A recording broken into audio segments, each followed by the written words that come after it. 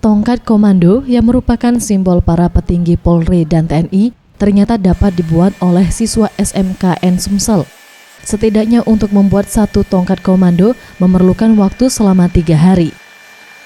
Menurut Abdurrahman, salah satu siswa yang membuat tongkat komando ini mengatakan, untuk bahan baku tongkat sendiri berasal dari limbah kayu sisa pembuatan furniture, dan untuk jenis kayu sendiri menggunakan kayu jati. Limbah kayu yang tidak terpakai lagi kami potong, kecil-kecil kami bubut, melakukan finishing tongkat komando kami ini.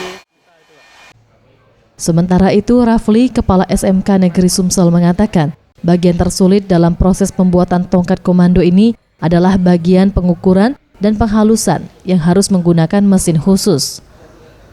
Untuk harga jual sendiri berkisar Rp250.000 sampai Rp500.000 dan pihaknya menawarkan tongkat komando ini dapat digunakan sebagai salah satu alternatif souvenir Asian Games 2018 yang dilaksanakan di Palembang. Produk yang terakhir ini kita mengembangkan pembuatan cindera mata. Pembuatan cindera mata ini penting juga untuk menumbuhkan sikap anak kita berwirausaha. Dengan banyaknya barang-barang yang bisa dimanfaatkan, di sini kita mengembangkan cindera mata. Yang pertama ada tongkat komando yang fantasi. Farel Diswatria, Sriwijaya TV.